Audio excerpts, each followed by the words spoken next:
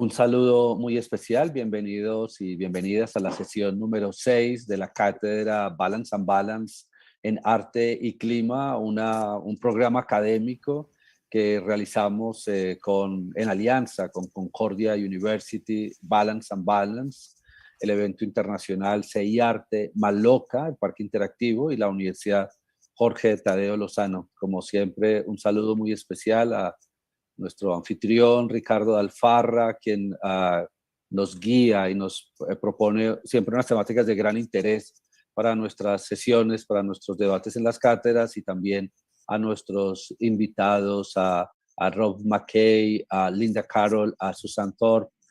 Un agradecimiento muy especial por estar con nosotros hoy y a todos quienes están conectados viendo la sesión. Ricardo, un saludo muy especial, pues ya dejo en tus manos la conducción de la cátedra. Muchas gracias, Felipe. Thank you so much. So we have another session. This is session number 6 of the Balance-Unbalance chairs in Art and Climate. We have, like always, very special guests. So I'm briefly going to introduce, very briefly now, and then with more time a little bit later, I'm going to introduce our 3 guests. Susan Thorpe, she's Mellon Fellow at Columbia University, with a Master of Fine Arts from Mills College and a PhD in Integrative Studies in UCSD, a deep listening instructor and co-founder of Tecne in the US. Linda Carroll is an urban planner, consultant, and internationally published cultural journalist. She has a PhD in Sustainable Infrastructure Transition and is a researcher and academic at QUT in Australia. And Rob Mckay, senior lecturer in composition in Newcastle University, board member of Interference Journal. Rob has a PhD in electroacoustic composition and is the chair of the UK AISC. I don't know if I'm saying it well, Rob, you will correct me after, and has a bachelor in geology and also in music. He's from the UK. So the proposal for meeting today in the Balance-Unbalance chair in Art and Climate, the theme, the main topic, we call it recompose. In Spanish is recomponer. So the focus is with our 3 artist researchers from Australia, the US, and UK, is basically approaching recompose in the sense of rebuilding, repairing, redoing, reconstructing, recreating, fixing, solving, improving, helping to change for the better. Let's put it that way. I mean, that's the overall approach. Each of us trying to do the best we can in terms of crossing art, science, technology, and everything we can to work to get results in terms of finding solutions for the climate change crisis and related issues. So we are going to have the 3 presentations. We are going to start now with Susan. And after the 3 presentations, we are going to have some time to engage in a conversation and make questions between us. And if someone who is listening to us wants to make questions, also we are open and we will receive it online too. So let me introduce. She's an artist scholar that researches audible culture with a focus on electronic music, sound art, and listening practices. With her research, she interweaves traditional and creative research methods to reveal music making as critical frameworks that animate gender and ecological concerns. In her creative work, Susan couples listening with tradition of acoustic ecology, land art, and improvisation to craft immersive music in events and site-specific sound installation. She's currently a Mellon Teaching Fellow in the Department of Music and member of the Society of Fellows at Columbia University. Susan is also a co-founder of Tecne, a nonprofit art education organization dedicated to dismantling social and cultural barriers in technical learning environments. So, Susan, thank you so much for joining us and welcome. Thank you so much. Okay, so now I have the wonderful challenge to share my screen effectively and entertaining you while I share my screen, which is a skill that I never thought that I would develop. But here we are in the 21st century where I can do this. So hopefully that is working for everyone. Everyone can see that. Great. Yes. Awesome. Beautiful. Love the thumbs up. Thank you, Rob, for that. Okay, so Ricardo, thank you. Thank you so much for inviting me to participate in this event. I've been familiar with Balance-Unbalance. Actually, we met a long time ago when I was working with the Electronic Music Foundation and Ear to the Earth. And I think that was, you know, a nascent form of Balance-Unbalance was starting to come together at that point in time. So we've been tangentially invested in these interests for quite some time, and I'm thrilled to be here working with you side by side today. And also I'm very much looking forward to hearing about Rob and Linda's work, and I'm always so grateful when I have the opportunities to be in the same room with folks and think together. I think that this is so important to our work and moving our work forward. So thank you, Ricardo, for putting this together. So as Ricardo said, sorry, let me get here. I am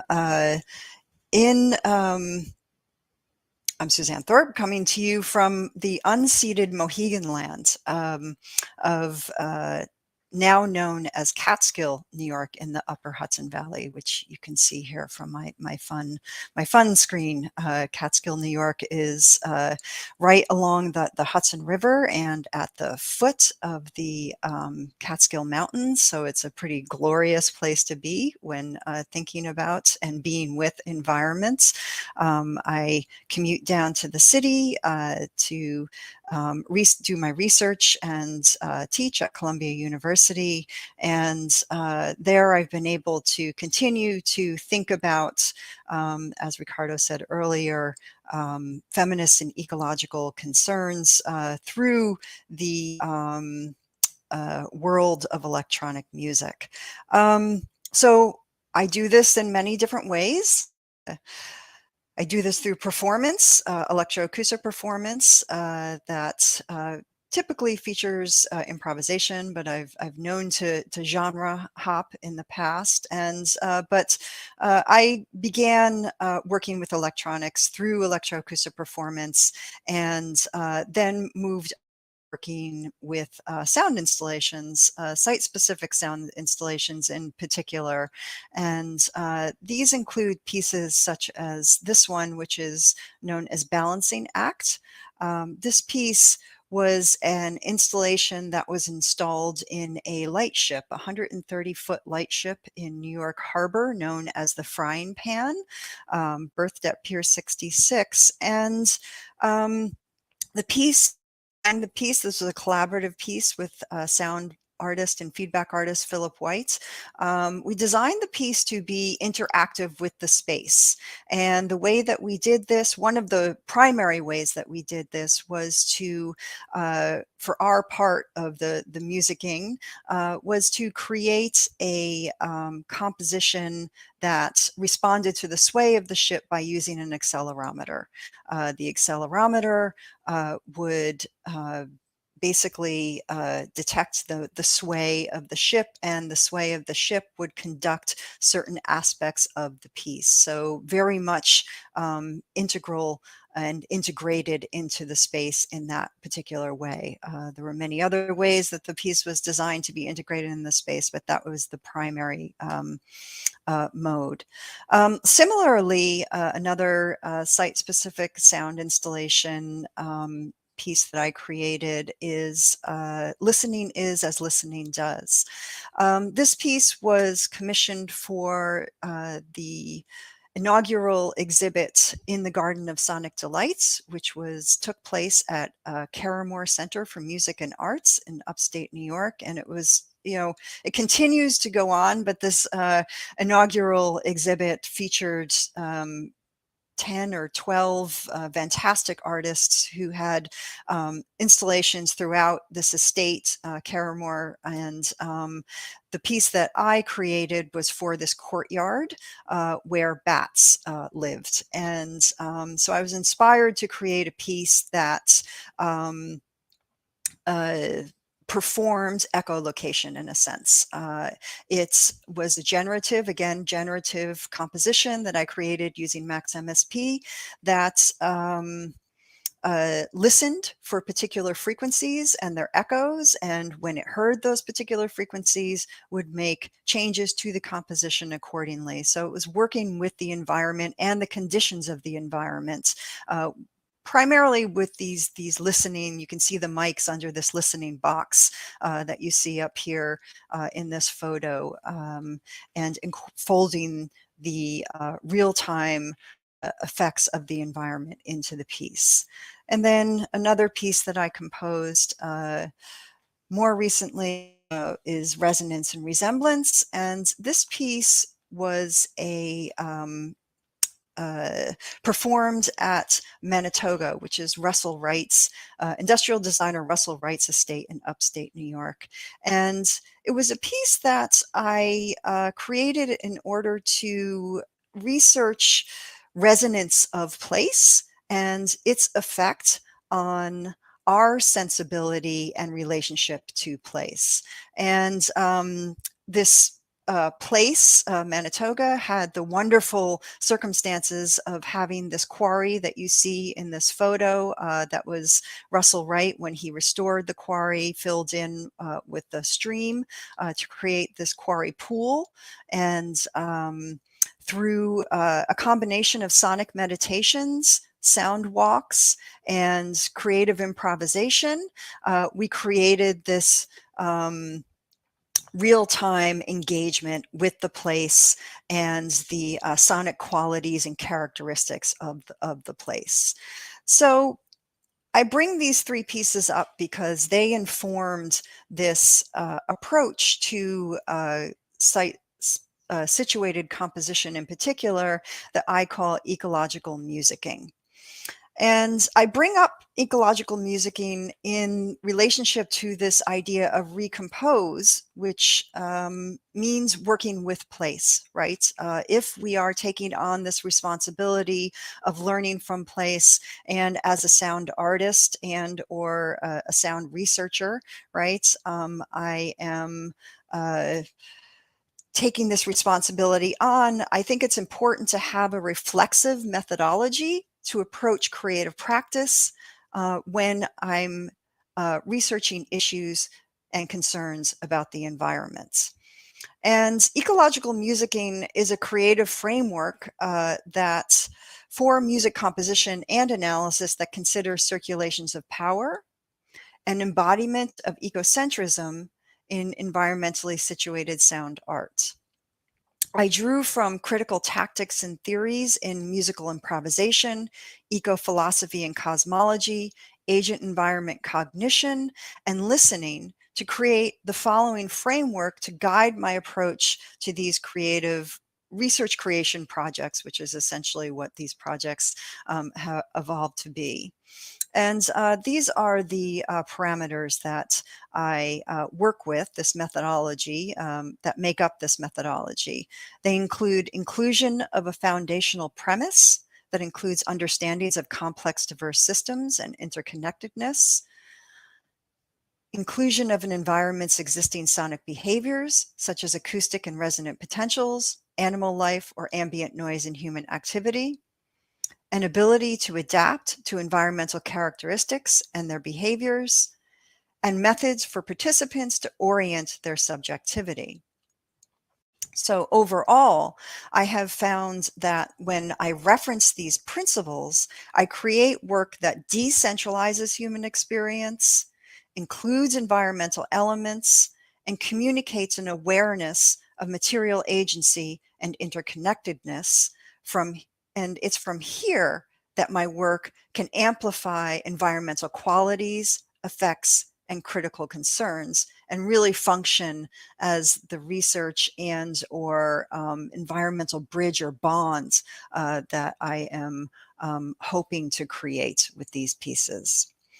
So now I'm going to introduce my latest piece, which is Tending Austraday, Serenades for Settling, and how it fits within this ecological musicking framework. Tending Austraday, Serenades for Settling is a multimedia speculative operetta created in collaboration with media artist and SUNY Buffalo professor Stephanie Rothenberg. With this piece, we focus on the listening body of the oyster to examine the impact of anthropogenic-induced sound on oysters in particular. We're working with marine researchers and the Billion Oyster Project, which is a public educational initiative to restore New York Harbor's ecosystem through oyster repopulation to realize this immersive work. And here's a little preview of this piece. Let me just mute my mic.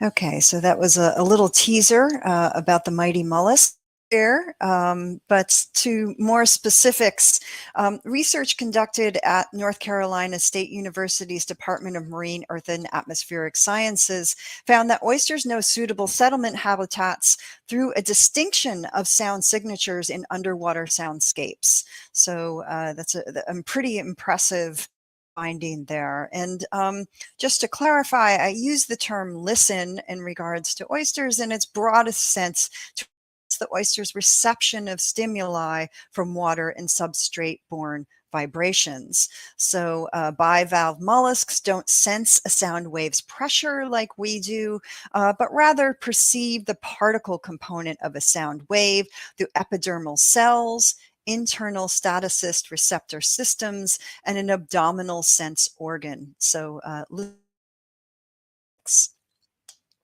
in a manner of speaking, the oyster becomes sound, as summarized by researchers at the University of Bordeaux, who observed that, quote, in water breathers, sound reaches sense organ directly since their body has, more or less, the same density as the water.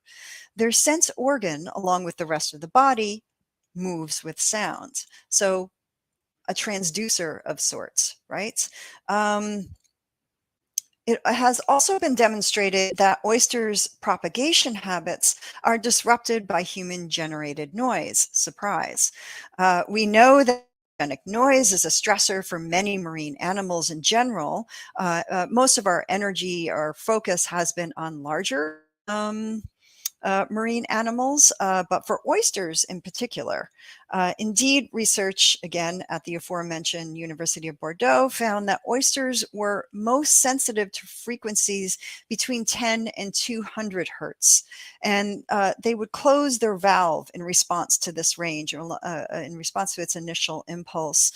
They would have eventually reopen during or after the sound stimuli, but would close again at the onset of these frequencies of sine tones, suggesting a disturbance.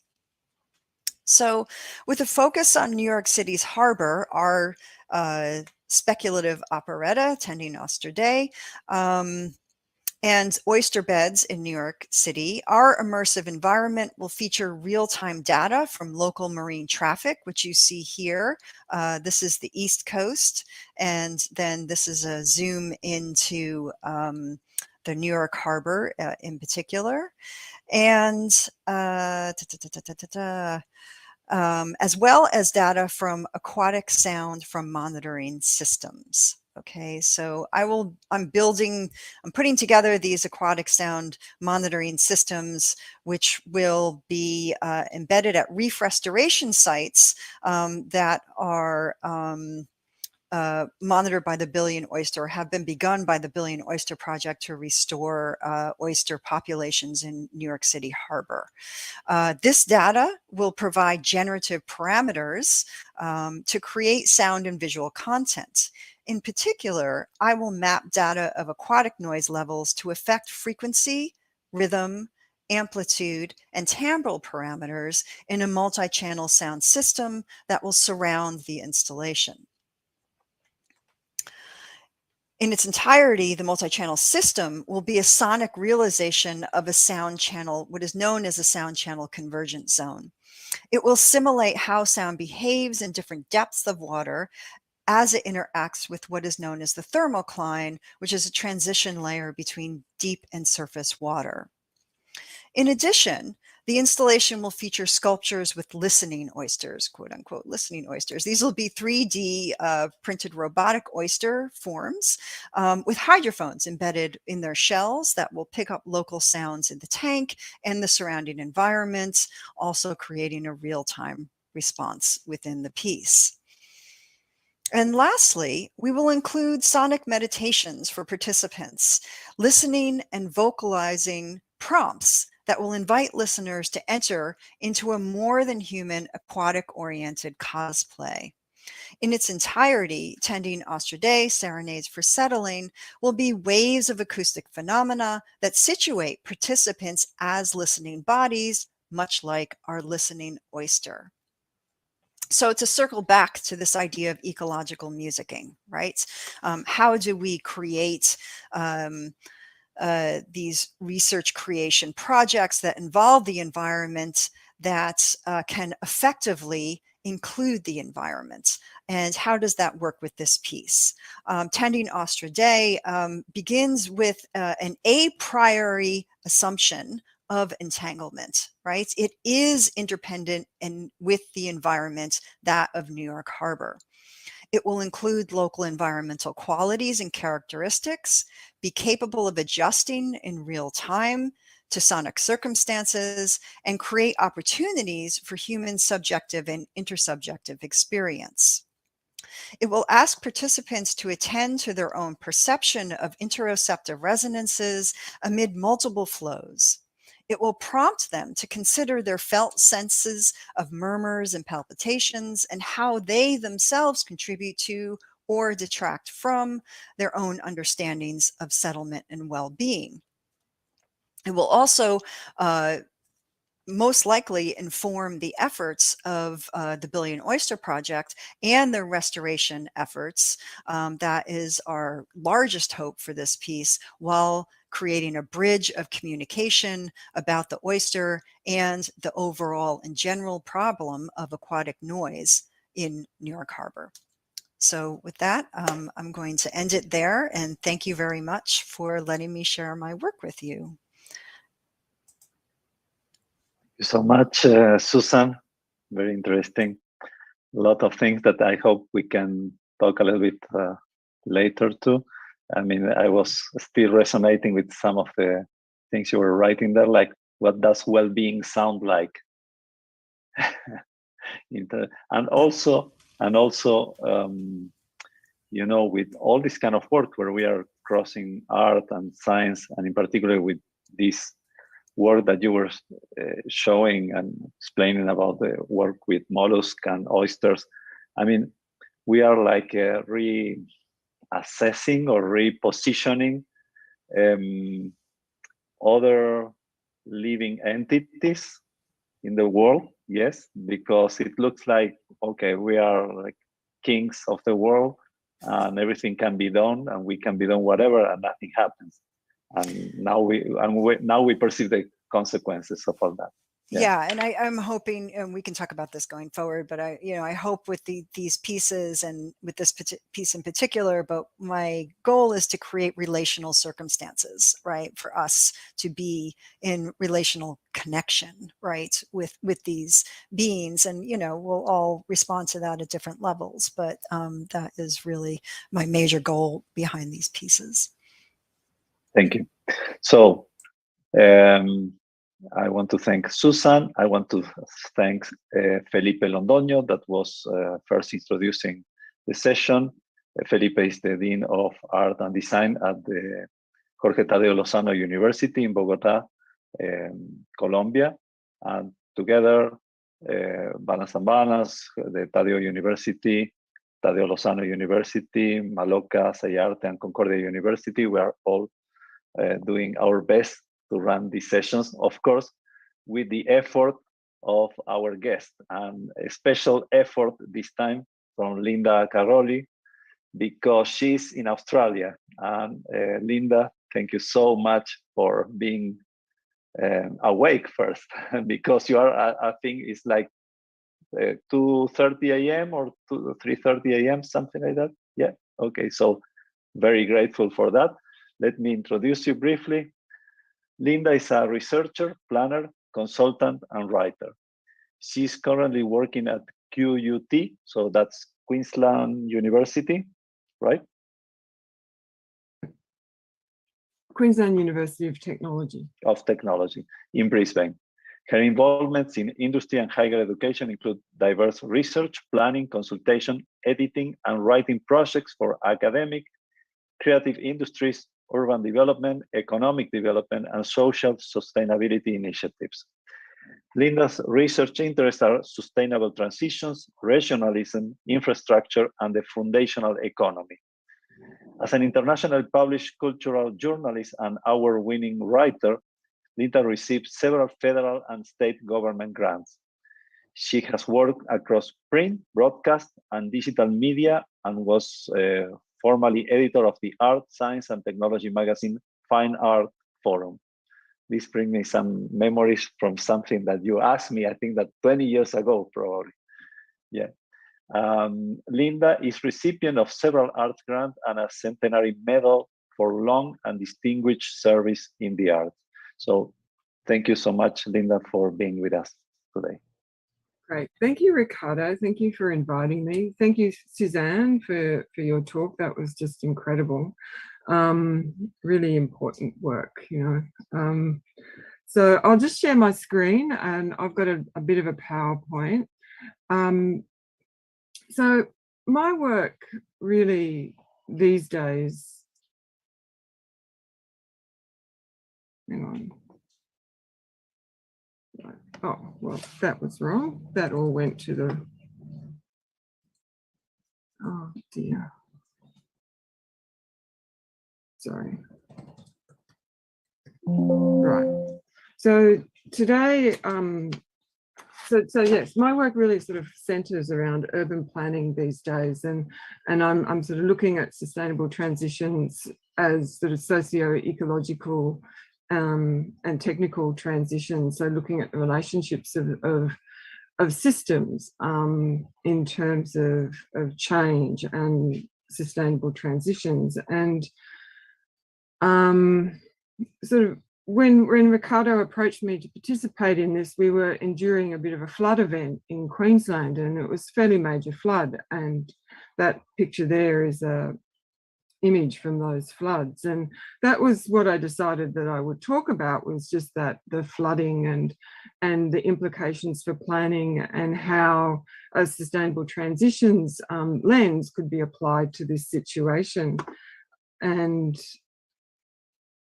so it's a little bit reflective, but first I'd like to acknowledge that I'm on the Turrbal and the lands of the Turrbal and Yagara people, and that also that sovereignty was never ceded. And I have to acknowledge that planning in this context is colonial and actually continues to perpetuate the colonial project. And while there are some overtures for social justice and land rights, there remains a lack of recognition that this is stolen land. In this presentation, as I said, I'll reflect on our recent flooding events in Queensland. And while I've had a long involvement in art, science and technology, my research focus has shifted somewhat. And I've also been informed by design futures ideas like the work of Tony Fry. So broadly, I'm talking about rethinking the relationship of disasters like our recent floods and cities through the lens of sustainable transitions. And this links to the theme of this session by suggesting that recomposition or reconfiguration of system relations are linked in disaster contexts. And linkages between disaster management and sustainable transitions is an emerging area of research. Bush and Doyen, whose research centres on urban and regional planning and urban transitions, presented an argument for how tackling climate change and biodiversity emergencies can provide opportunities for sustainable transitions research. They argue for embracing transdisciplinarity and complexity through different perspectives or ontologies, particularly First Nations ontologies. Our cities and regions face a mass of complex pressures despite decades of so-called sustainable development and sustainable planning. The 2022 IPC report, which came out at roughly the same time as our floods were happening here, says that coastal cities and settlements are on the climate change frontline. So we didn't feel that that was a surprise. Skeen refers to 4 illusions in current approaches to sustainability that resonate. Those illusions include human well-being is defined at the level of the individual.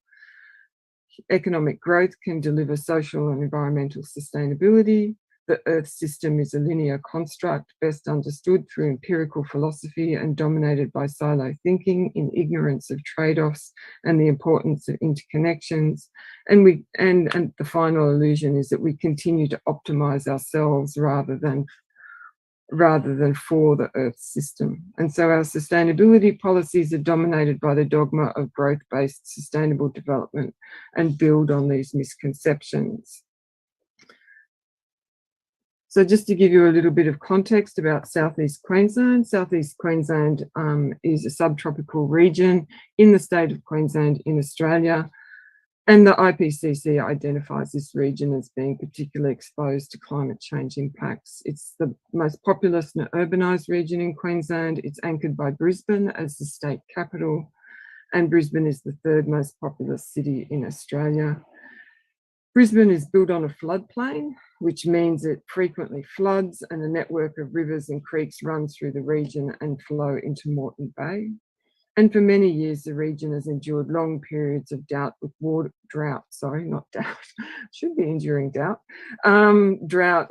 restrictions applied for periods. And even though we have state and city flood management plans, they seem to not be up to the challenge of the severity of the floods we experience here. And in the development of the city, we've hemmed in the river, this sort of the river that flows through the city and through the region, and we need to start thinking about making space for that region. So this is just a bit of a snapshot of the flooding that has occurred or has been recorded in the region and up until 2011. So the 2022 floods are not actually represented here. After 1974, a dam was built in the southeast Queensland hinterland, and since 1928, flood events interact with periods of drought and El Nino and El Niño cycles. Some of that flooding and related rainfall was not sufficient to break droughts, though. The 2022 flood was probably as bad as the 2011 flood, maybe didn't reach the highest peaks and seemed to be more extensive than the 2011 floods, and detailed mapping of that is not available as yet. So, you know, there's been a confluence of factors which make these floodings more regular or more frequent and more severe. And as a result, we see sort of infrastructure failure and dam management failure, as well as, you know, failures in the stormwater system. So the growing urban footprint is also resulting in flooding impacts with land clearing and a lack of porous surfaces across the city. And there are questions about, as I mentioned before, whether the city's flood risk management approach can stand the tests of climate variability and the incidence of given the incidence of 2 major flood events in 11 years. And, you know, like just reflecting on it now, because we're really only a few weeks out of that event, you know, the city is shaken, the city is quiet. People are attending to rebuilding, and it's just a challenging time. And this happens as roughly, you know, the same time that we're also recovering from the impacts of COVID. So this confluence of factors, which is making sort of life in the city much harder. So there's 9 key points that I'll just make today, just to try and formulate a bit of a perspective on the relationship between disaster management and sustainable transitions. And the first one is that we live in climate change. We are earthly, yet live in ways that exceed the Earth's capacities. The IPCC states the rise in weather and climate extremes has led to some irreversible impacts as natural and human systems are pushed beyond their ability to adapt. As well, multiple climate hazards are predicted to occur simultaneously, and multiple climatic and non-climatic risks will interact, resulting in compounding overall risk and risks cascading across sectors and regions. Some responses to climate change result in new impacts and risks. So climate change is our ontological condition. We live in climate change. We plan in climate change, not for or about climate change. And that should give us cause to think differently about sustainability and planning. These are world objects or hyper objects that we inhabit. In the face of climate change and the need to act on the Paris Agreement, our current land use systems are not futuring.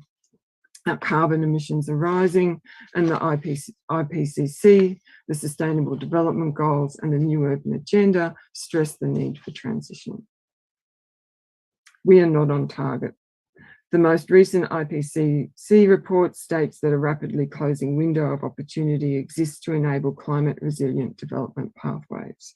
Australia is a high carbon emitter with a patchy environmental record and a signatory to the Paris Agreement.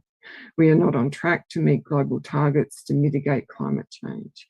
Some states are taking some actions and implemented transition strategies. There is a need for a concerted collaborative effort. Queensland is particularly culpable with its major industries of mining, agriculture and construction, despite its commitments to zero net emissions by 2050. The federal government is favouring the use of gas over the development of renewable energy and is also not on track to meet its current target. And so Australia has been described as significantly undermining the Paris Agreement. The impacts of flooding are often worsened by planning and development. There is a significant degree of hubris and complacency despite the existence of relevant flood planning at the local and state government levels. In planning, the following tendencies prevail. Landscape and regime dynamics dominate. They are top-down, reactive, incremental, techno-economic, technical and neoliberal. Economic orthodoxy also dominates. Change and innovation in relation to socio-ecological technical systems are locked out. Planning is constrained, conflicted, complicit, and in crisis. Planning innovation occurs in institutionalized and constrained ways. It's not always protected or carried forward, so there's a high level of recidivism. Policy transfer and entrepreneurship rather than policy learning and innovation also prevail. Engagement and public participation is piecemeal, designed to facilitate innovation. Globally, we are experiencing a biodiversity crisis.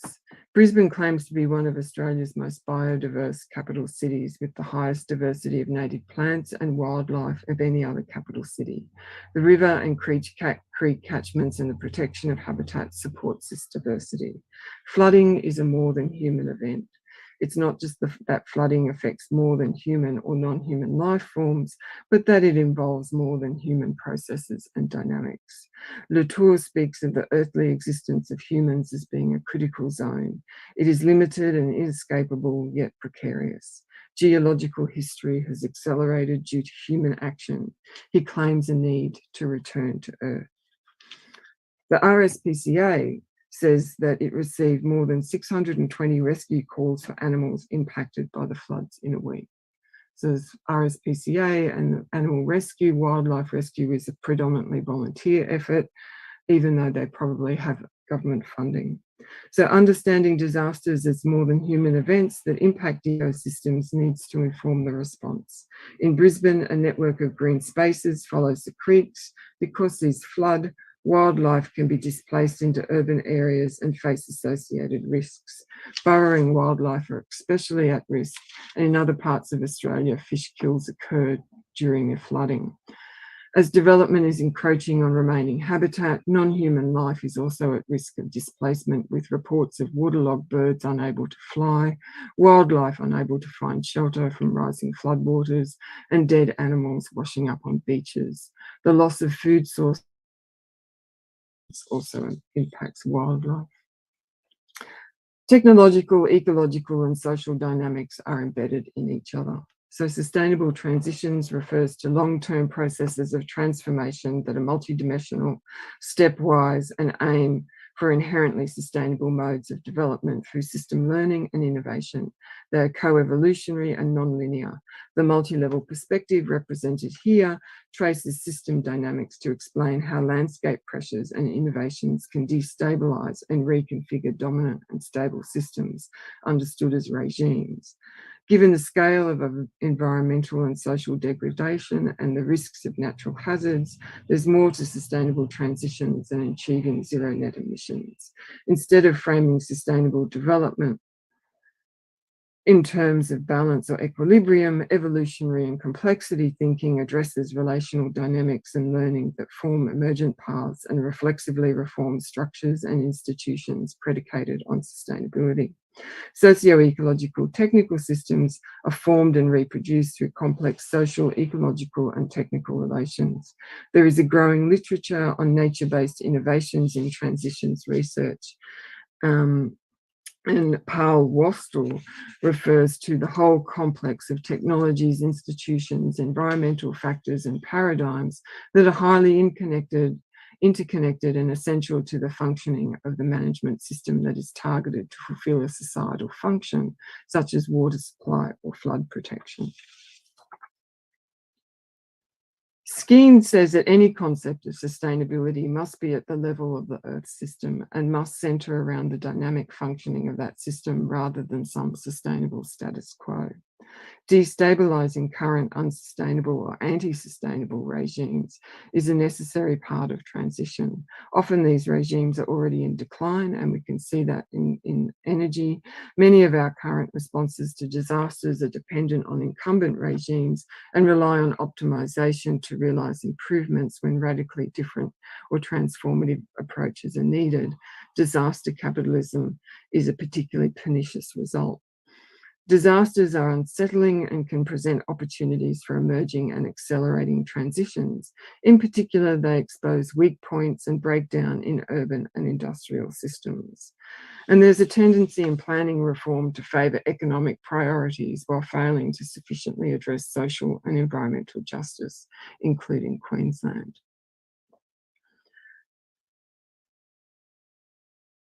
And of course, the impacts of disasters are not evenly experienced, and existing injustices are often amplified when disasters strike.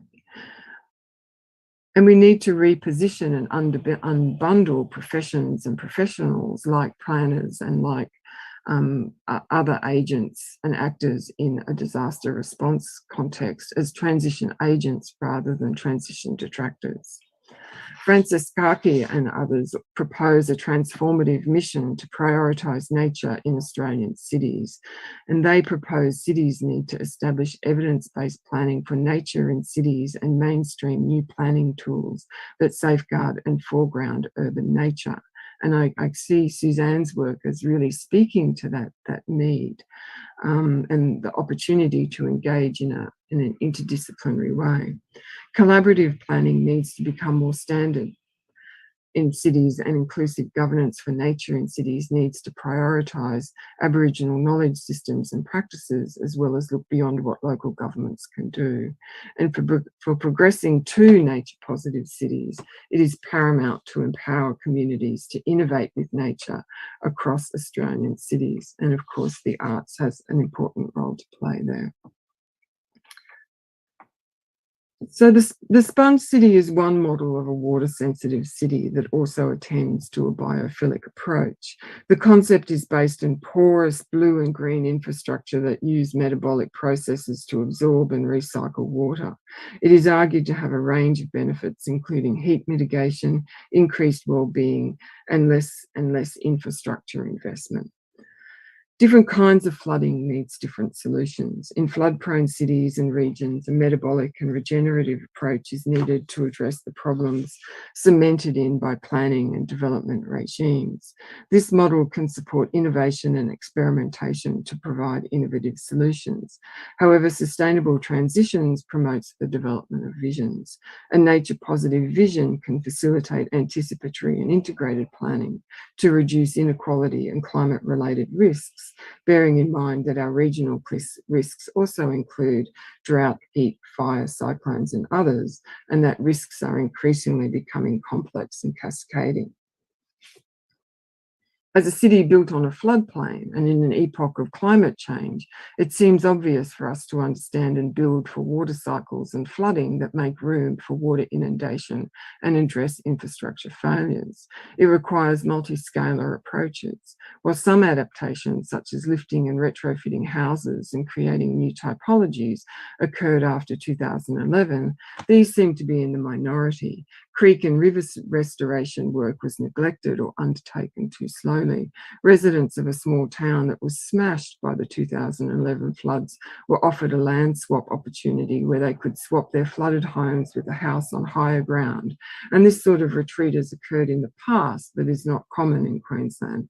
However, in the Grantham case, the name of the town, residents needed to pay $100,000 to be able to participate or benefit, and consequently many people were left behind. So as flooding events become more frequent, innovative approaches to retreat or ephemerality may be needed, as it becomes impractical to try and live within the kinds of flood events that are occurring. Indigenous knowledge produces vernacular architectures that are lighter weight, that are amphibious, that are buoyant, that are relocatable, and that can be disassembled and reassembled in response to extreme weather. Building more carefully enables housing to endure and create connections to country. A vision stresses the need for radically different relations between innovation, ecological processes, and development in ways that are just and sustainable. Visions enable the creation of futuring narratives. Experts have said that few resilience strategies remain for Brisbane given the magnitude of flood events, and this means we need rethinking and transformative approaches. Clearly, the intervention above in this picture in Denmark, I think, is not designed to cope with the kind of deluge experienced in southeast Queensland, but you can see the thinking that has created a social infrastructure that serves multiple functions. What are the scalar applications? For example, can we reclaim and rehabilitate flood areas to act as soaks at a larger scale? Experimentation is a key concept for sustainability transitions.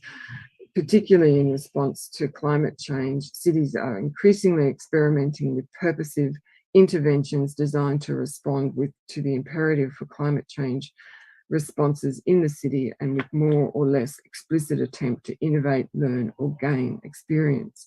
Niches produce variety and novelty, and myriad think tanks and research centres are examining sustainable development and sustainable transitions, as well as mitigation, resilience, and adaptation.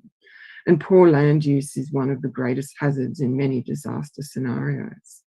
Urban living labs, and this was developed in an urban living lab, this concept. And open innovation are possible transition management methods that have yielded results. Such labs are designed to bring together a range of actors in a system to address wicked problems and to trial and to scale. And equally important is the creation of policy niches or niche planning that can explore opportunities for reflexivity, innovation, and experimentation. Such spaces need to be protected and develop strategies for diffusion that counter regime resistance.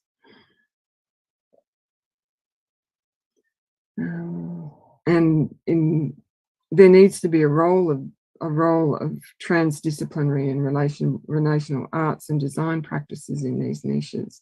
Data, infrastructures, knowledge systems, warning systems, and response are just some areas for innovation that artists can and do engage in. So the IPCC emphasises a closing window to act and suggests that acting quickly for transition is needed now. Accelerating transitions calls for the diffusion of innovations that destabilise existing dominant regimes. Acceleration is about reconfiguration and recomposition. Earnhardt and others define acceleration as the accumulation of changes in industrial domains, such as low carbon or earth-oriented domains, and the activation of transition innovations that are creating new connections via their novel ways of doing, meaning practices, thinking, including narratives and imaginaries, and organising, including structure, and that normalise and anchor sustainability in their urban communities. They identify these 5 interacting, acceleration mechanisms. Upscaling, which is the growth of members, supporters, or users of a single transition initiative to spread new ways of thinking, organising, and practicing. Replicating, which is the take-up of new ways of one transition initiative by another transition initiative or different actors to spread these alternative ways. Partnering, which is the pooling and or complementing of resources, competences, and capacities of local transitions initiatives. Instrumentalising, which is about capitalising on opportunities and relies on the openness to change and transparent governance situations for taking place and refers to moving from mission to action for sustainability transitions. And embedding captures the connecting of issues and solutions to institutions as a way to spread and formalise new ways of doing, thinking, and organising, and the extent to which local transition initiatives strategically shape local governance dynamics. And so just finally, the final thing to say is that artists and disciplinary practitioners can engage in these processes in just and responsible ways. And I'd argue that the world really needs artists to engage in both the creation and diffusion of transition initiatives that return to earth-oriented ways. Thank you. Thank you so much, Linda. So interesting. You said so many important and relevant things, and there is so much to do. Not enough time. I mean, just I want to go through a few things you mentioned, like from flooding at the very beginning and social justice. I think that justice was like almost going through all your presentation in some way, and then congestion inequality, GHG emission rising, and in the greenhouse gases. Also, the environmental degradation. I was taking notes because there were so many things. I mean, so many aspects and so many, and of course, I mean, so many perspectives to see the complexity of the problems we are living through. You said living with flooding, and we live in climate change. And I took also this quote from an era of unsettlement. I think it's from Tony Fry, right? Tony was one of our guests during the Balance-Unbalance in 2013 in Noosa in Australia. Yes, the global biodiversity and going more than human, and this is also connected with what Susan was saying before, I think. I want to mention also to those people who are listening to us that you were mentioning like understanding disasters, and we work a lot with people involved with evaluating, managing, assessing disaster. Like from a recent session was with, for example, with Mendres de Suarez.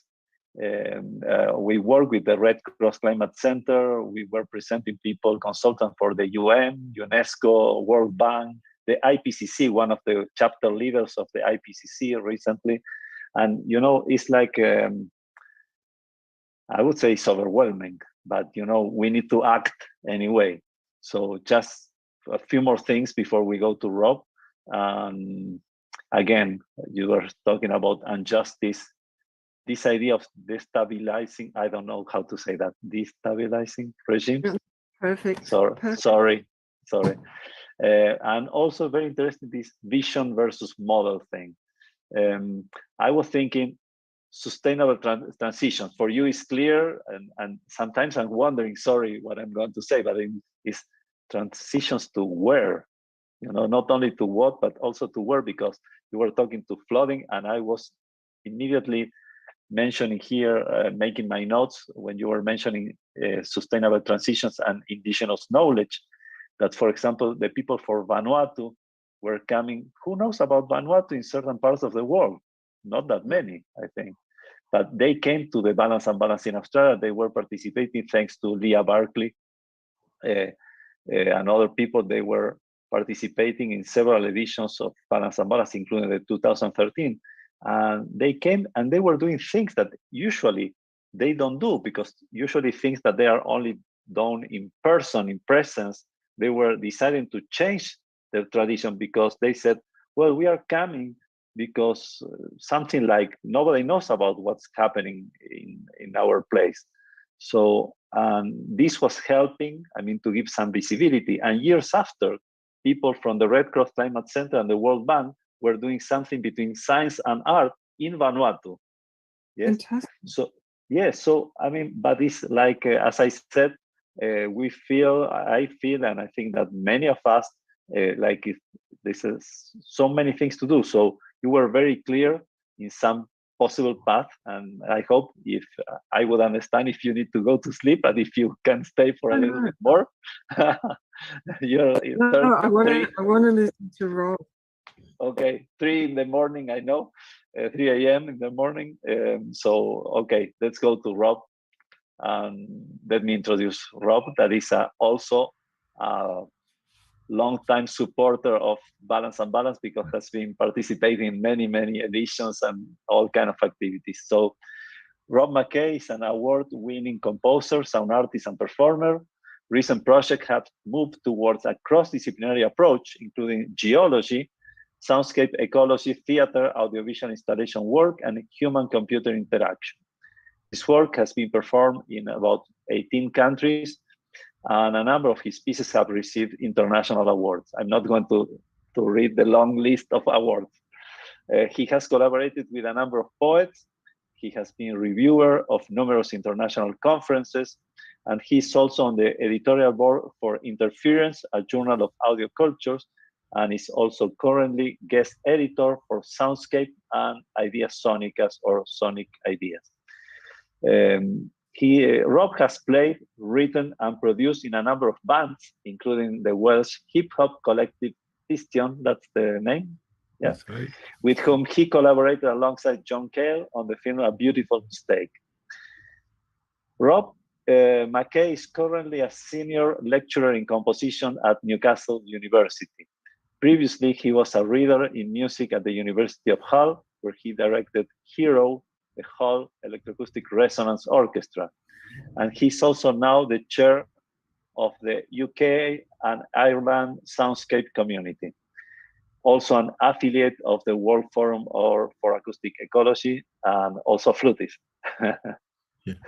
Welcome, Rob. Thank you. Thanks very much, Ricardo. It's really great to be here. And thanks also to Suzanne and Linda for two fascinating and really revealing presentations. I'm really looking forward to chatting with you in a little while. I'll just get my presentation up. So as Ricardo was saying, I'm a composer and sound artist. I'm also a flute player like Suzanne. And over probably the last couple of decades, my work has been very much related to place and this sort of idea of composing place. And I'm just going to give you a few examples, maybe taking you through a kind of evolution, I think, in my own work with an increased sort of ecological awareness, and also a greater sense of some of what Suzanne was talking about, really, in terms of being part of an integrated part of a wider whole, a bigger system.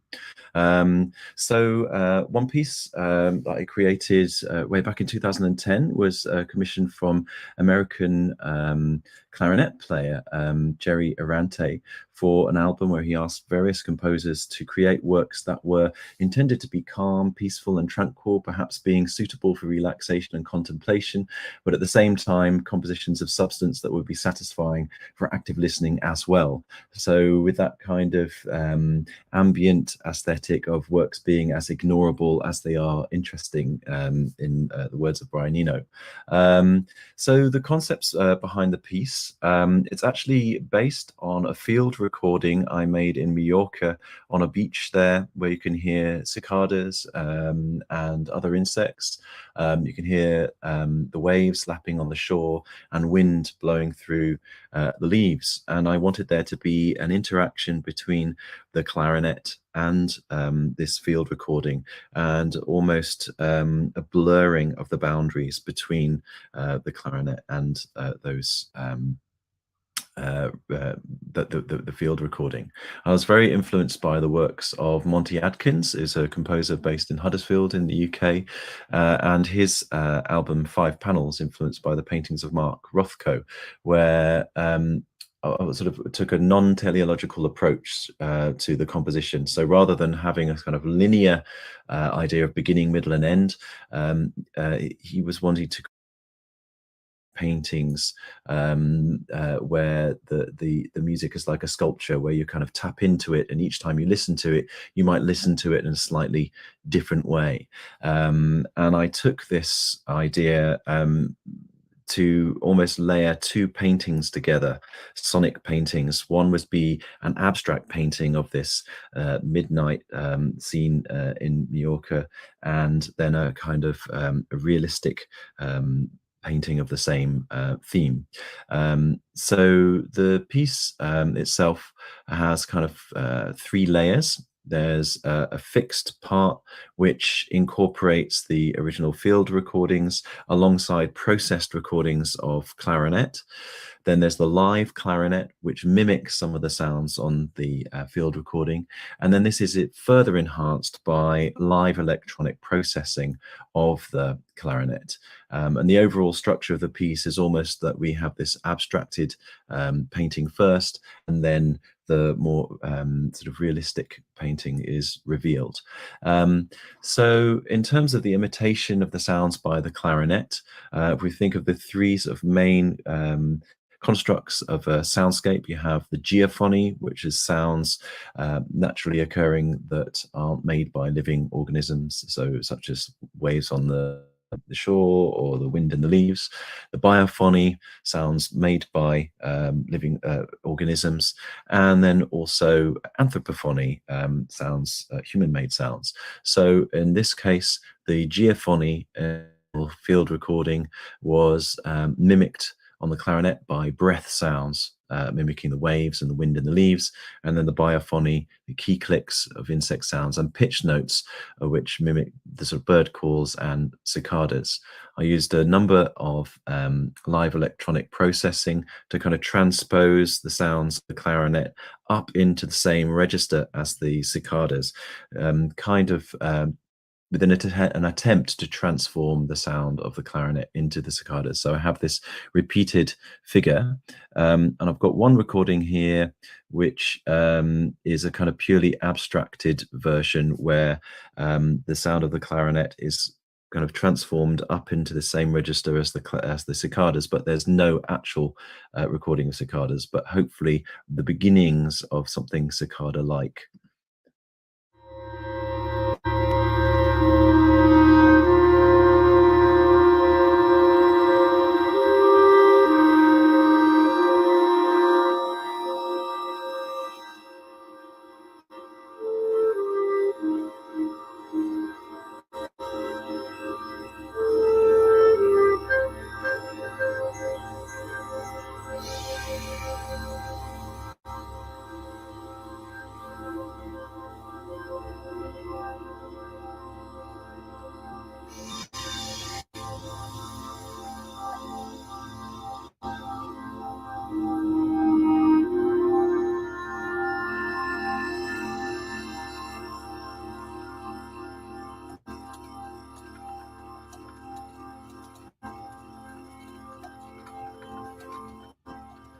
Okay, so towards the end of the recording there, hopefully you can hear some of those higher pitched sounds which have come from the clarinet, which is a little bit like a cloud of cicadas. And then the same thing again, but with the original field recording fading in underneath.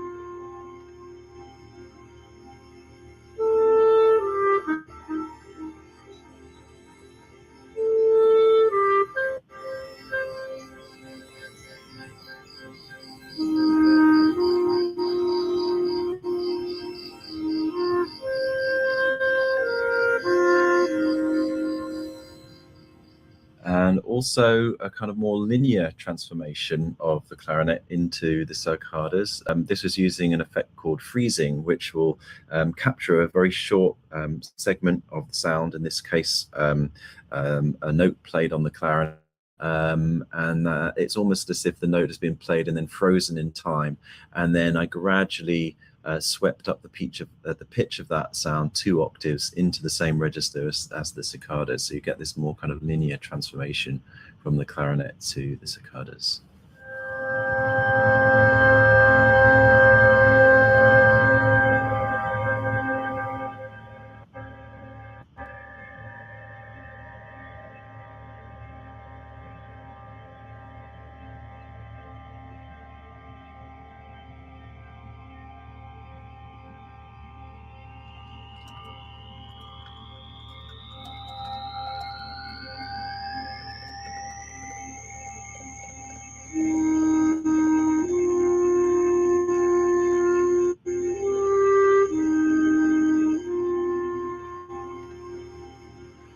So if you're interested in listening to the whole piece, as well as being on that album, it's also on my SoundCloud, Rob Flute, and the piece is called Equanimity. It was actually performed in Manizales in Colombia at Balance-Unbalance in 2015, no, 2016, I believe. 2016, that's the one. So yeah, moving on to a more geologically focused project. This scene is of the Old Man of Coniston in the Lake District in the UK, and it's from a place called Brantwood, which is the former home of artist, naturalist and social commentator John Ruskin. And I was asked to create a piece for a project called Ruskin Rocks, where this was led by Leeds University, and a new lithophone was created from 4 different quarries in the Lake District, because that part of the world, for some reason, is very rich in ringing rocks. They're extremely resonant stones, and this particular instrument you can see being played here for the opening has 4 octaves, and each octave is made from a different rock type from a different quarry. It's being played by the world famous percussionist Dame Evelyn Glennie. And I was asked to write a composition which wove together the soundscapes of the areas that the rocks are from, alongside improvisations on the instrument itself, and writings of John Ruskin. John Ruskin actually wrote a whole book on geology called Deucalion. Its subtitle is Living Waves. This idea that if you think of mountains in geological time, they are like waves that which rise up and then fall. It's just within a human lifespan, we see them as more static things. The top image in this picture is actually in a rock structure between Belcrag and Maiden Moor in the Lake District. But then the bottom 3 images are experiments that John Ruskin made with pie paste. So basically wet pastry that is in layers, and he used food coloring to sort of define those layers and then squash them together, in mimicking the same kind of plate tectonic forces that create the mountains, and you see these similar folds occurring. And he was really interested in the sort of repeated rhythm and form in nature. So at the bottom here we see a cloud study on the left, but a shell on the right, and you can see these very, very similar forms. And he has this wonderful quote from Modern Painters 4: "For a stone, when it is examined, will be found in miniature. The fineness of nature's work is so great that into a single block, a foot or 2 in diameter, she can press as many changes of form and structure on a small scale as she needs for her mountains on a large one." And we can see these folds on the left there, a person for scale, and then the top right, similar folds, but a much smaller scale. We've got a pen on the sort of right of the image. And then finally, at the bottom right, you can actually see similar structures again underneath a microscope. So this idea of repeated scale and form at different sort of different levels of scale. John Ruskin was also very sort of enamored with the ancient scholars' ideas of musica humana, musica mundana, the music of the spheres, the kind of music of the and musica instrumentalis.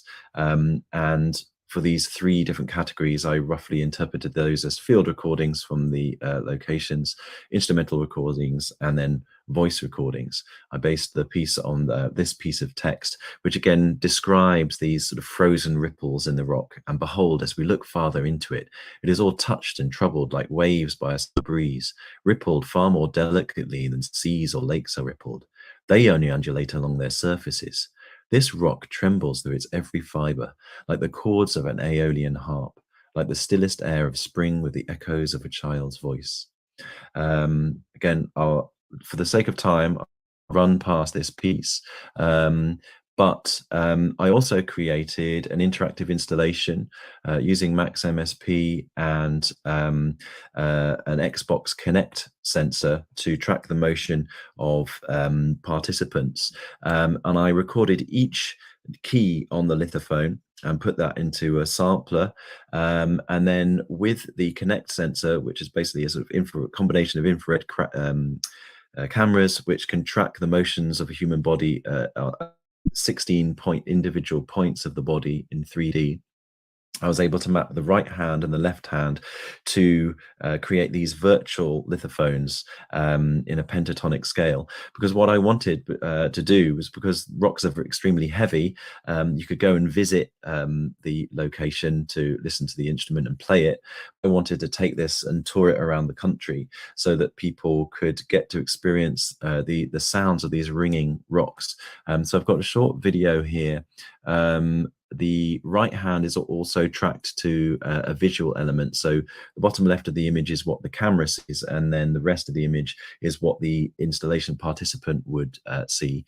And then you can hear the resonant, very tuneful rocks. So no additional processing has been done on these. These are the original recordings. This is what the rocks themselves sound like.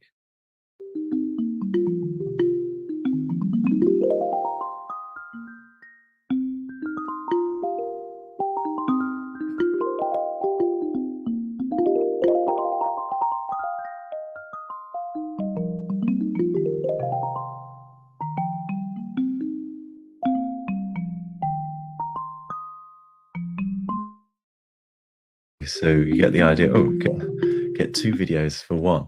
Another sort of geological scheme, when I lived in Scarborough on the east coast of England, I was asked to create a Jurassic Soundscape for this dinosaur exhibition, which recreated what that particular spot in Scarborough might have looked like in the Jurassic period, so 135 years ago.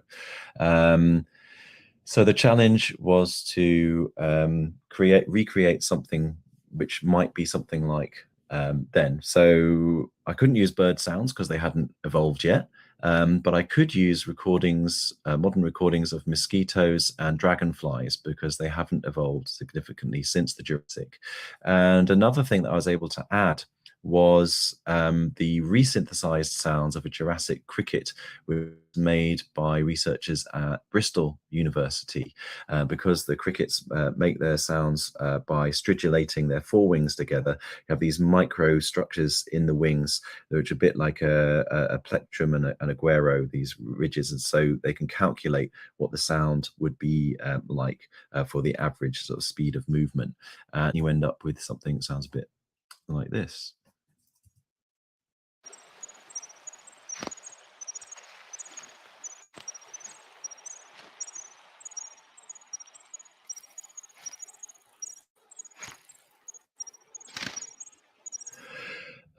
Moving on to 3 collaborations with a poet that I've done a lot of work with, John Wedgwood Clark. This is sort of where my practice has, I think, started to become much more entangled within the environment. That's me holding my flute in front of a stone and improvising based on what I can see in the stone and what I'm sort of responding to what I'm hearing in the environment at that point, in a much more sort of entangled way. And the process that myself and John go through when we're creating these works, we basically create installations, soundscape and poetry installations. We visit the site at the same time and explore it through walking. He will make notes for his poems and I'll make field recordings. And so it's really important that we're experiencing the same phenomena at the same time. This particular project was at a place called Port Mulgrave on the northeast coast of England. It was a post-industrial site. There's a jet mine and also an iron works there, and you can see some iron concretions in the rocks there. That's what they look like when they come out. Locally they're called whale stones because they're this kind of similarity with the sort of smoothness and color of certain whales. We in this particular project, both myself and John started to play the space itself, using objects and responding to things in the moment. We also we created an installation for the same museum that the dinosaur exhibit was in. This is the Rotunda Museum of Geology, Smith, the sort of grandfather of the geological map. We had small videos in display cases. And then in the top part of the museum, I created an 8-channel sound installation which combines the improvisations, soundscapes, and poetry of that place. And the idea is that it's immersive, and kind of giving a sense of the phenomenology of being in that place. Another project with John was called Above 8, and this was based around the Humber estuary, again on the east coast of the UK. And the title is derived that for many organisms in the ocean that communicate through chemical signaling, we need to keep the pH above 8.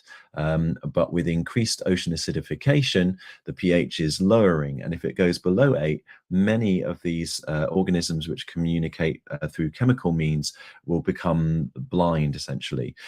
And we were particularly focusing on the harbour ragworm, which is a microscopic worm whose microscopic burrows hold the estuarine mud together.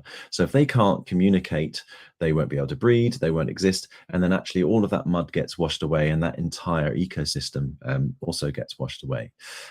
We also much more recent project called the Red River. The project itself is called Red River Poetry, listening to polluted river.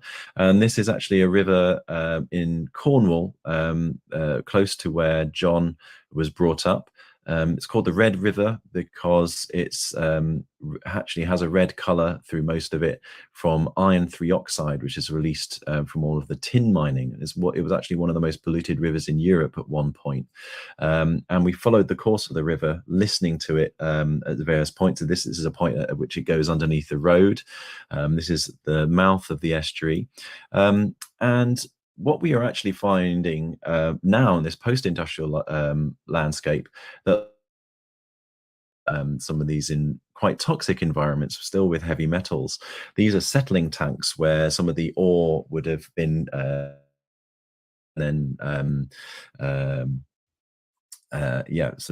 collected from the bottom of the tanks, and each one of them is almost like an individual ecosystem with different amount of oxygen and water flowing in and out.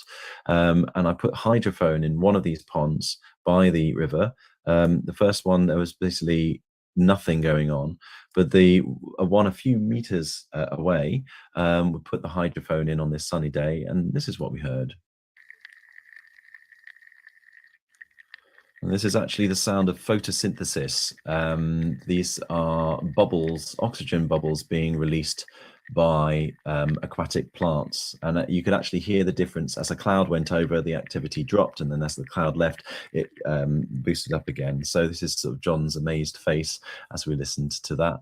We're also able to hear the sound of a water boatman in this particular one, which is this sort of almost like the sounds of a bicycle spokes.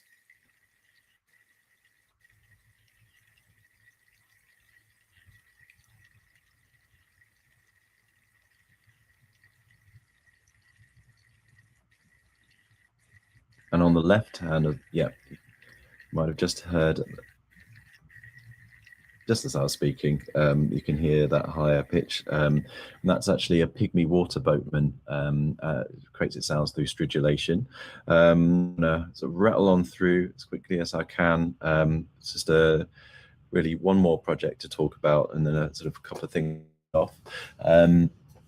So since 2015, really, I've been developing a project called Following the Flight of the Monarchs, which is an interdisciplinary acoustic ecology project following the incredible migration, 3,000-mile migration of monarch butterflies as they migrate between Canada and Mexico each year. There's 4 generations a year. Generation 1 is born in Texas, and then they fly up to the north of the United States. Generation 2 is born, then they fly up to Canada. Generation 3 stays up there, and it's Generation 4 that makes the entire journey in about 6 weeks from Canada to Mexico for overwintering. They stay there 6 months, and then they fly north again to Texas and lay their eggs, and the whole process starts all over again. The larvae, very importantly, can only survive on milkweed. and they're really beautiful creatures. My journey with monarch butterflies started in 2015 when I visited the El Rosario Reserve in southern Mexico when I was on a residency at CIMAS, which is the Mexican International Center for Music and Sonic Arts. And actually, I met then a media artist called Jessica Rodriguez, and we met up again in 2016 in Manizales when I was also introduced to her father, because they are part of a performance group called Andamio. Rolando is an amazing poet. He has a beautiful voice, and they created an installation responding to the Amazon forest, combining video, soundscapes, and poetry. And I wanted then to collaborate with them to create an installation around the monarch butterflies. And we created a kind of hide-like structure, wooden structure, sort of representing what a hide in a forest where you might look out at the forest. It's 4 video screens, almost representing windows. The top one looks at monarch butterflies flying overhead. And there are also 4 loudspeakers surrounding the viewer of the installation, and the sound has 3 layers. One is the field recordings from the location that the monarch butterflies are at, including the sounds of rushing of millions of monarch butterfly wings. As a sound artist, I was fascinated by the fact that because they swarm in millions when they overwinter, you can actually hear the sound of their wings. There's also the poetry layer in Spanish by Rolando Rodriguez, responding to the scientific knowledge that we have around the monarch's migration. And then also a musical layer, which is a collaboration between myself on flute, David Blink on handpan, and John Sanders on accordion. We then toured the installation around various places. The top one there is the Eden Project in the UK.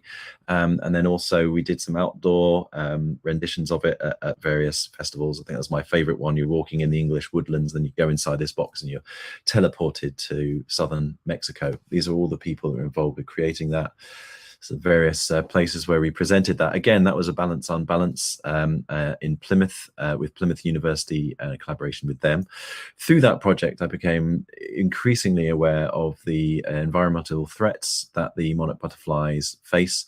Their numbers have actually decreased by nearly 90% since the 1990s. This is mainly due to 3 factors. Industrial use of herbicides and pesticides, which wipe out the milkweed. This is particularly prevalent in the Corn Belt in the US. Deforestation is another one. This is particularly an issue in Mexico, where they overwinter because they only roost above 10,000 feet. So they're essentially in the mountain tops. So they're this whole population is squashed into quite small areas. So those habitats are extremely sort of delicate. And then finally, climate change, like everything else. And I was talking to the late Lincoln Brower a few years ago, monarch specialist, who described a time where he walked through 2 foot deep of monarch butterflies after a freak storm.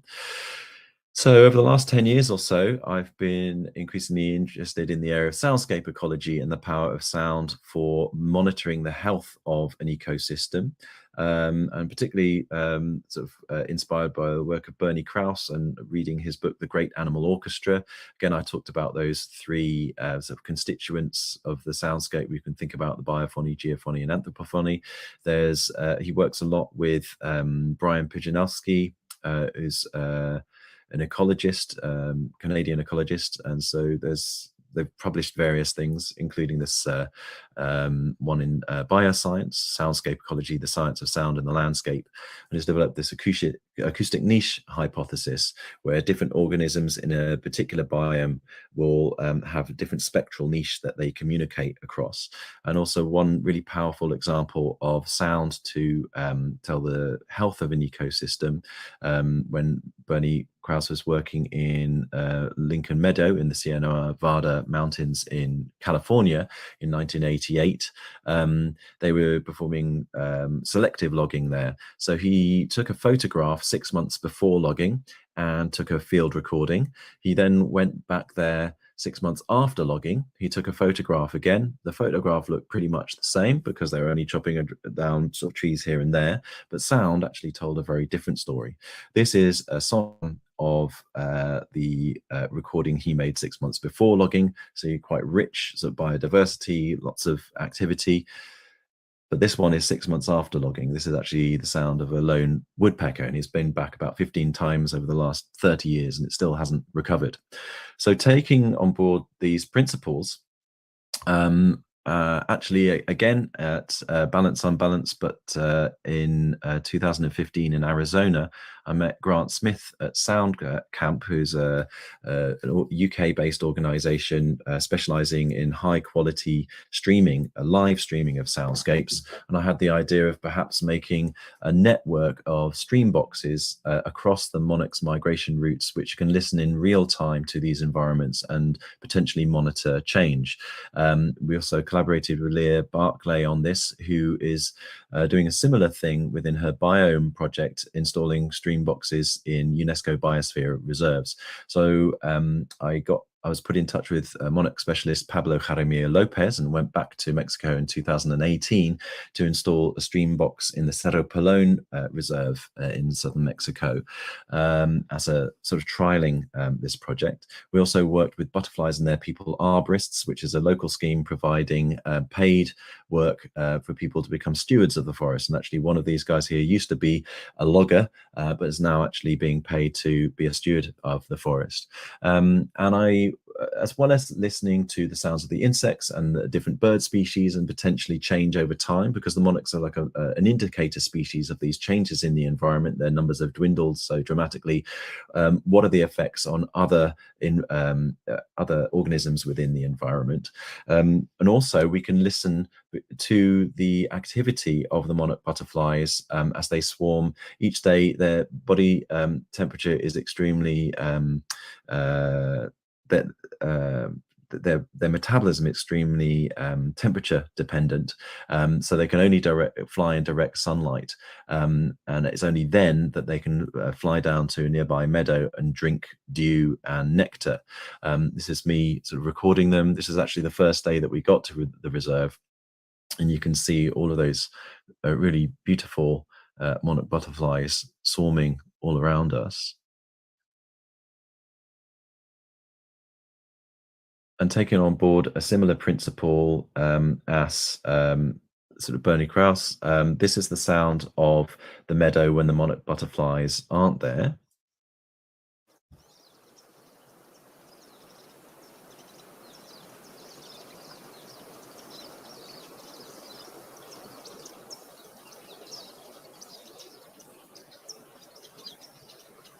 And this is what it sounds like when the monarch butterflies are swarming there, and you can hear the sounds of their wings.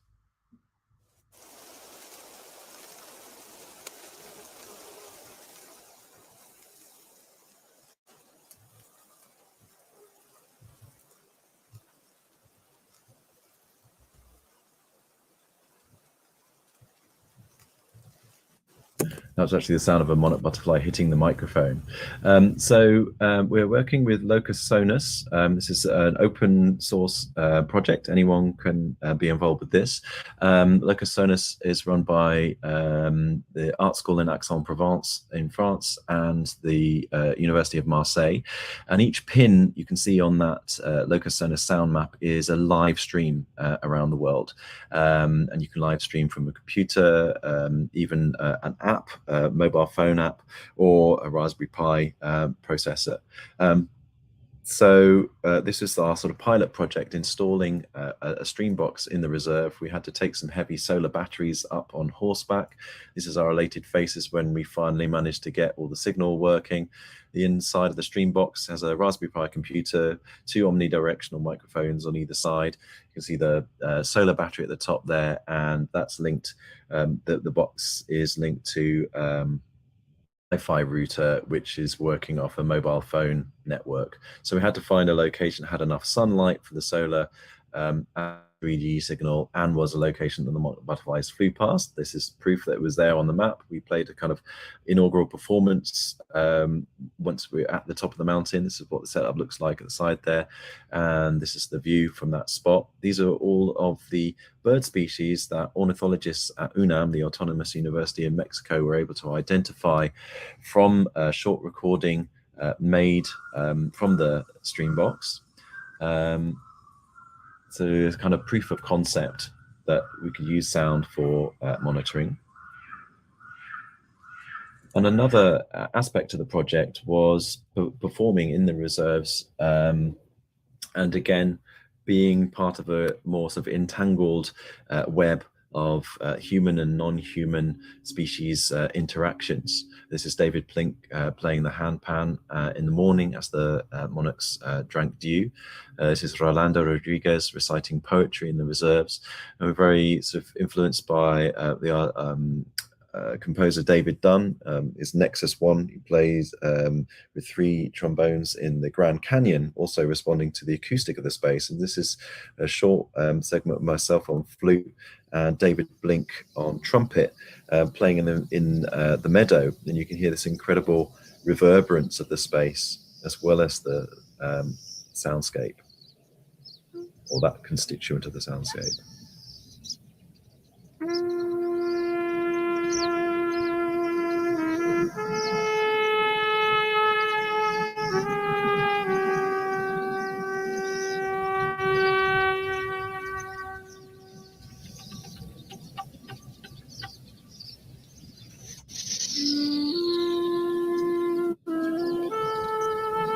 Okay, moving on. So in 2019, I went to the other end of the monarchs migration to Point Pelee National Park in Ontario and installed a box there as well. So we've now got 2 boxes, one in Mexico and one at the other end of the migration.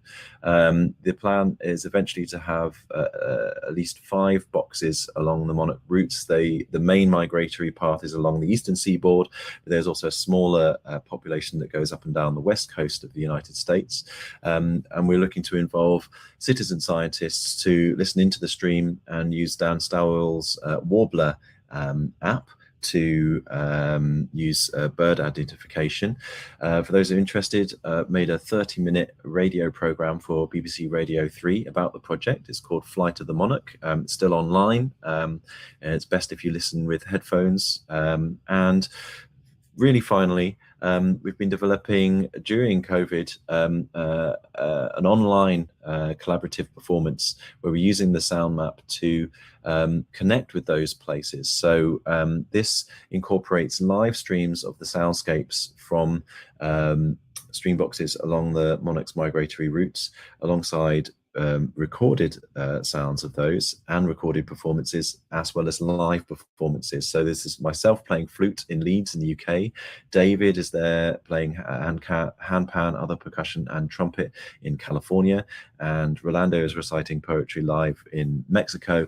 And at the left of the image, you can see live video mixing from Jessica Rodriguez using an app called Estuary.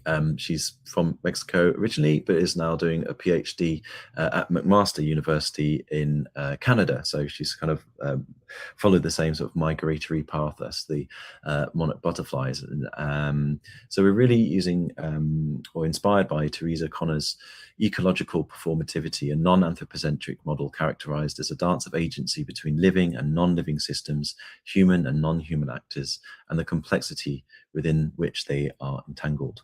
I'm just looking at the time now, so I think it's probably time I finished, but hopefully with Team Monarcha, we will make a difference. So thanks very much for listening. I'll stop sharing. Thank you, Rob. Let me come back.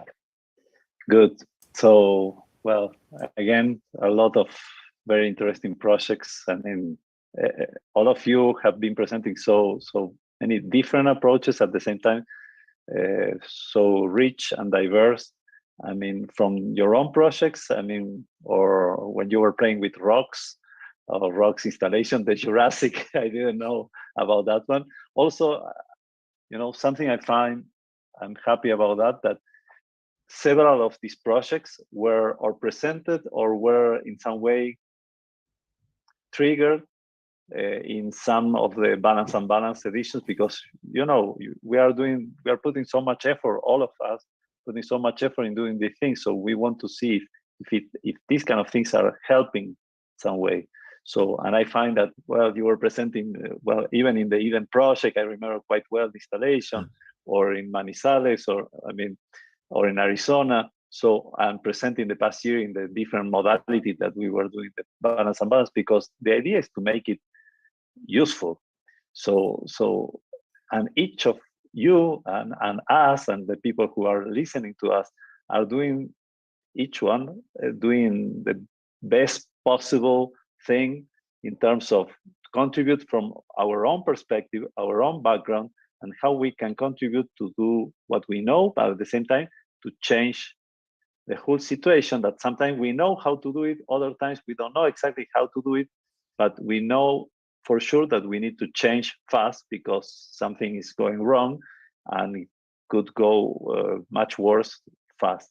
So part of the idea, if we can take a few minutes, we don't have a lot of time, but if we can have a few minutes, my first point would be, before I make any question, if you have questions between you, if any of you have questions for the other, this is a good time to do it. I don't know if you have, or a comment or a critic, if you have something to say about someone else's project.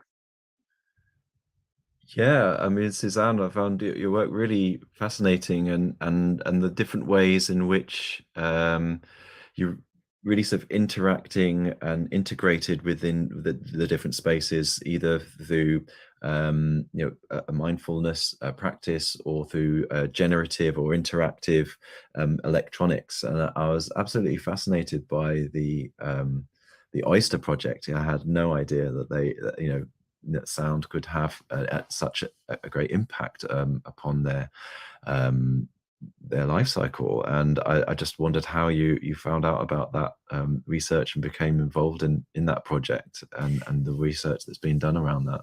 Yeah, great question. So my collaborator on that project, Stephanie Rothenberg, had been working with oysters as a topic prior to my joining her.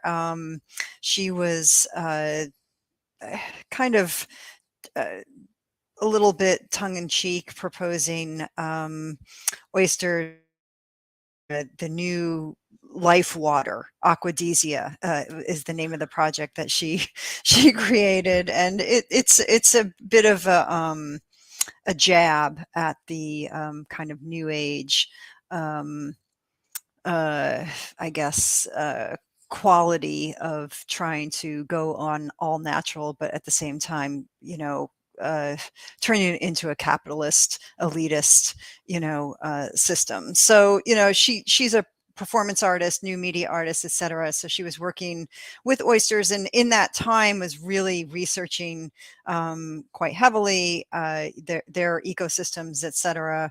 But she asked me to create a soundtrack for her for performance of her work at Isaiah. I started researching, because my area is sound, I started researching the soundscape of their environment, and because I wanted to include that in the piece. And when I started doing that, that's when I found the research from the initial research I mentioned from North Carolina state, where they discovered that they were so responsive to the soundscape in itself, to sound signatures in the soundscape in itself, that it was part of their entire system of reproduction. Actually, it informed an aspect of their choice making to their settlement. So as soon as I figured that one out, we got in contact with the researchers from that university, and I had a couple conversations with Stephanie. I was like, this is huge. This is big in conceptually, but it also has very practical meaning. And if we focus on this quality in the project, I think that we can make a multivalent project that not only serves the community, but that serves the community in a number of different ways, right? So we have this community science aspect well, with coordinating with the Billion Oyster Project, we also have this potential for the artwork itself to be functioning as this, bridge, communicative bridge. I think are the main levels that this piece works on. So yeah, it was just, I happened to, be creating this aspect of Stephanie's original project, did the research, found this little nugget. And once I found that, realized that we had a really big project in our hands. The thing that's been interesting, though, is that we've been in discussions with the Billion Oyster Project. Most people don't know this about oysters. They're restoring reefs, and they're doing all of these tests, water tests about, the pollutants in the water, not recognizing sound as a pollutant. Right. Yeah. So, that to me was, so important. And if nothing, this project starts to orient our attention to sounds effects on environments, then I think that will be a successful thing. So I'm hoping that there are some real aspects of this project that those researchers in particular can apply to their project, if nothing else than to, be aware of how that element is influential in their efforts for restoration, straight up. Yeah. Yeah. Listening to this and the sound pollution, and you were talking about acidification before, and we are talking about many different things. And I just want to mention before we go to a question, like one of the goals of doing all this with Balance-Unbalance is like not just bringing people together with the same profiles, but bringing people usually or many times with very different profiles, or overlapping in part, but with different perspectives, etc., etc. And I remember the past year when we were doing one of the meetings, presentations with Balance-Unbalance. I don't know if, Rob, you were there or not, but it was Pablo Suarez from the Red Cross Climate Center, has been also participating for the past 10 years. Leah Barkley, that has been mentioned several times today. And I don't remember exactly what happened, but I think that Leah was explaining something about recording. I can't remember exactly what, but she was applying a certain kind of techniques to do recording of worms or something like that. I can't remember. But then at the very end, Pablo, that is a scientist, but he's working more and more in using serious games and art in his work for the Red Cross Climate Center. He wanted to talk to Leah because he found that they didn't have the knowledge to do those kind of approaches that Leah was doing, because she is a specialist in sound recording and sound art, etc. So sometimes, yes, we can see that as a little bit of serendipity, if you want, but at the same time, this idea of crossing paths between people coming with a common interest, the common interest is to, I don't know, we can call it like, if it's too big, save the planet, save the people in the planet, maybe is more close to reality, not the planet will survive. But I think those kind of things help, like you were talking about connections you were doing in some of the events before, Rob, for example. So I think that's part of the goal. And part of the idea is also try to find solutions. I mean, as far as we can find solutions, and solutions can be doing something very local, regional, global, something we can do, or something we can propose, or some vision we have about what needs to be done. So part of what I like to ask is, like, for example, Linda, you were saying at the very end, you were bringing the artist in the equation, and so how artists could help. So I think that this is an important role of, yes, Balance-Unbalance started from an artist and is trying to bring together people from science and technology and opinion leaders and formers, etc. So if you have any for your own, but also for other people, I mean, ideas about what else can we do? When we say we, can be we as a person, as an individual, but we as a community, or proposing things to other people, because this is so huge. This is so big that we really do, but considering the future, how you see the future and what else can we do? I don't know. I know that the question is too big, it's too vague if you want, but at the same time, I think we need to pose the question. So I don't know if Linda or Susan or Rob, if you have any question, any ideas. Could be a small idea, could be a big idea. But what else can we do? Not easy, maybe. I mean, I think from your presentation, Linda, it felt to me like you were putting forward a number of ways of being and ways of interacting, which involves in terms of collaboration, which might be, you know, in terms of the bigger picture, this sort of idea of the socio-techno, talking about relational dynamics and reflexively adapting to this constantly changing situation. And I just made a note of your sort of image at the end, the replicating, partnering, upscaling, instrumentalizing, and embedding. I don't know if you'd want to talk more about that, or that felt really important to me in a way. Yeah, I mean, it is important, and it's a sort of fairly blunt end to that paper.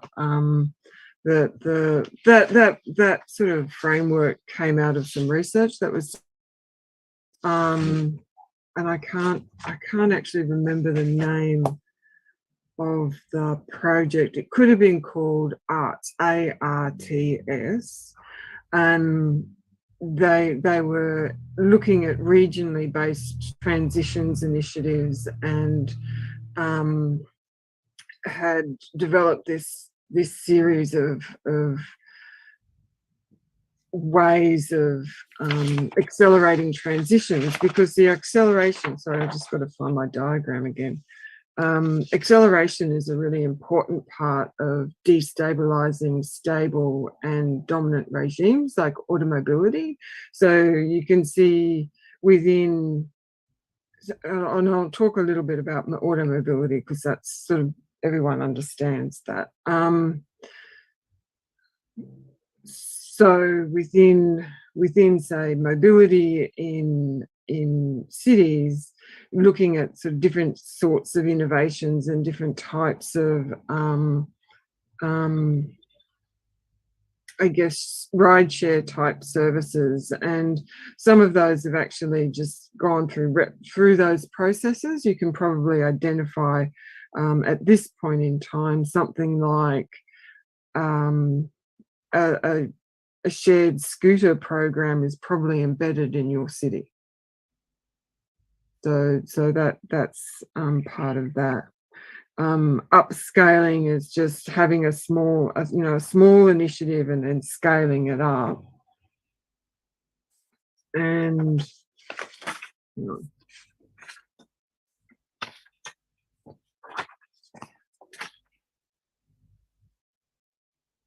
and part of that process, part of that acceleration process, is also about influencing the breakdown of those existing regimes, so those dominant regimes. So breaking down that car dependence that seems to prevail in cities. And I think the acceleration of transitions is really just about saying that niches and innovations need to gather momentum. And so being able to work collaboratively and identifying these as different strategies enables some of those innovations to thrive.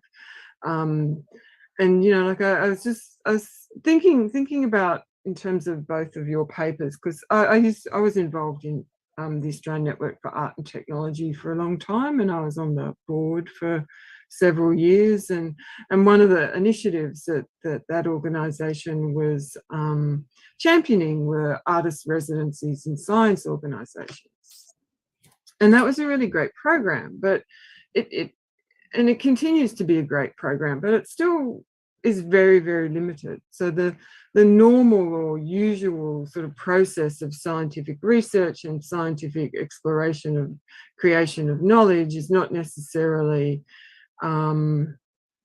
doesn't necessarily sort of reach out to artists and other creative people, despite the fact that that program has existed. So even though that program has existed, hasn't necessarily broken through and changed the ways in which some silos continue to operate, hasn't changed the ways in which research is undertaken, and hasn't necessarily altered a lot of, you know, fundamental things around in relation to scientific research. And so you could still sort of say that that dominant sort of positivist empirical approach to scientific research is maintained, despite the fact that there have been these sort of successes over time in terms of art science collaboration. I don't know if I answered your question, but it's,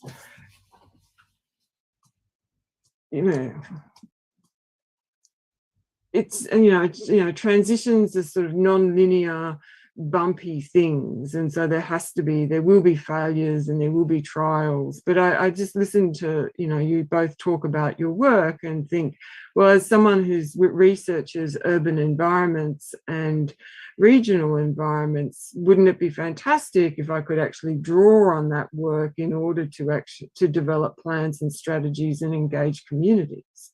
And the actual real importance of knowledge sharing there, just, the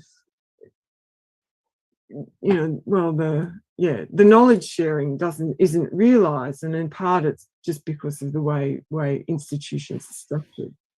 Yeah.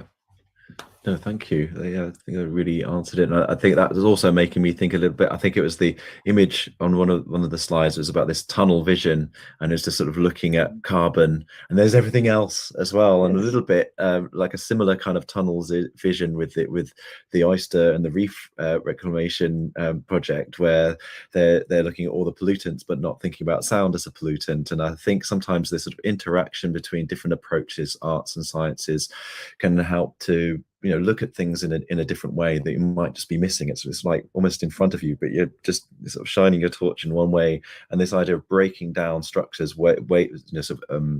established ways of being to allow other ways of being, I think it's vital, because there's so much that we're just missing, I'm sure. Yeah. I mean, sorry. No, go ahead.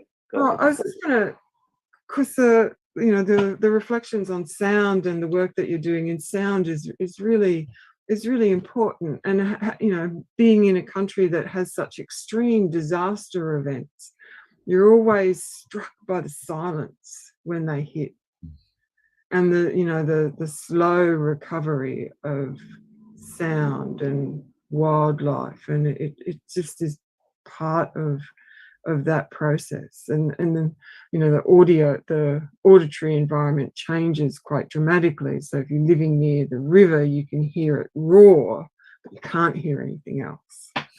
And same thing with the fires. We had these massive fires that tore through huge chunks of the country some years ago, and it was just this sort of intense sound of fire and everything sort of burning, but all the other sounds that you would expect from the Australian bush just had disappeared. And I think there's places that still haven't recovered from that. So yes, there's still silence in those places. Something that occurred to me, though, Linda, when you were talking about the almost immovability of academic institutions, right? Like, that there's, it's like this heavy monolith, right? And I have found that almost everything that I do that is most effective, there's some sort of community collaborative component to it. And I do my best to leverage the institution. I'm still learning how to leverage institutions, right? In order to create these community bridges, because we really need to be speaking to and in dialogue with a larger public, and as much as possible, I look to make those types of connections, even if my projects are part of academic institutions, etc. I'm always looking for some community collaborative components, because I don't trust the academic institution to be able to do the work of creating the bridges that I wanted to. That's actually been a little disappointing. We have a lot of things to say and a lot of questions, but we don't have more time. So Linda, yes, it's 4 a.m., right? There? Yes. Yes, this is amazing. It has been an amazing session of Balance-Unbalance, fantastic, with so many visions. I'm so grateful that you take the time, you bring your effort and knowledge. So it is so important. So first, thank you to you three. It has been really, really, really interesting. And I think that really at the end, when we start to talk, and it's those connections, that's the goal, really. When we were doing the conference, the main things were happening, like in many other conferences, were happening outside the paper presentation. That was only inspiring. And I remember when I took, I'm always mentioning this, in Arizona, there was a lunch only with sandwich, and I said to Roger Malina, hey, Roger, please come. And I brought Pablo Suarez from the Red Cross Climate Center. Pablo, come. Okay, Pablo. And, for half an hour, they found they have huge networks, but not intersecting each other. So maybe happening in the future, that they will need some resources or some connection or whatever to make things, the transition faster. Yes, like we were saying. So that's part of the idea, to make those connections. In fact, the session number 8 of Balance-Unbalance, this part of Balance-Unbalance 2022 is called networks. So, how we can use networks so we can make things happening before things get worse. So thank you so much, Rob, Suzanne, Linda, especially to Linda. I would put a stronger remark in Linda this time, and also Doño from the Jorge Tadeo Lozano University, Judith Milena, who is supporting us on the technical side, Hola Felipe, and also Maloka, Arte at Utrecht University and Concordia University in Canada. This has been great. I don't know if Felipe, you want to say something at the end? Agradecerte, Ricardo, a Susan, a Rob, a Linda por las presentaciones y nada, invitarlos a la próxima sesión. Muchas gracias, Ricardo. Muchas gracias, Felipe. So thank you all. This has been amazing. I hope we can meet in person, not in the so distant future. Thank you. Thank you. Thank you. Good night.